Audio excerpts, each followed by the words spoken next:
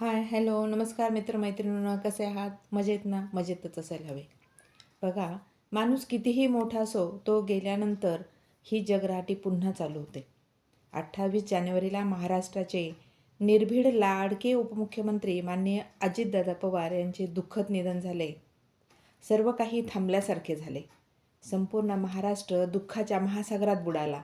साश्रू नयनांनी जड अंतःकरणाने दादांना आपण निरोप दिला. आता दादांना जाऊन 15 दिवस झाले. दादांचा कार्यभार इतरांना गेला. सर्वच जण पुन्हा एकदा कामाला लागले. सर्व काही पहिल्यासारखे सुरू झाले. अशा वेळेस मला एक कविता आठवल्याशिवाय राहत नाही. कवितेचं नाव आहे जन पळभर म्हणतील.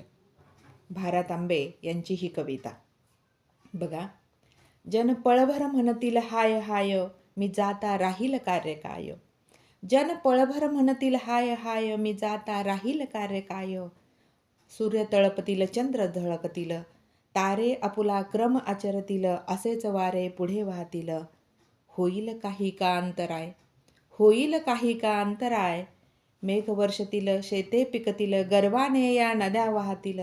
कुणा काळजी कीन उमटतील, पुन्हा तटावर हेच पाय, पुन्हा तटावर हेच पाय. सखे सोयरे डोळे पुसतील, पुन्हा आपुल्या कामी लागतील. उठतील बसतील, हसून खिदळतील, मी जाता त्यांचे काय जाय, मी जाता त्यांचे काय जाय. रामकृष्णही आले गेले, त्याविन जग का ओसची पडले. कुणी सदोदित सूतक धरिले, मग काय अटकले मज शिवाय, मग काय अटकले मज शिवाय. अशा जगास्तव काय कुढावे, मोही कुणाच्या का गुंतावे. हरिदूता का विनमुख व्हावे, काजिरवू नये शांतीत काय, काजिरवू नये शांतीत काय.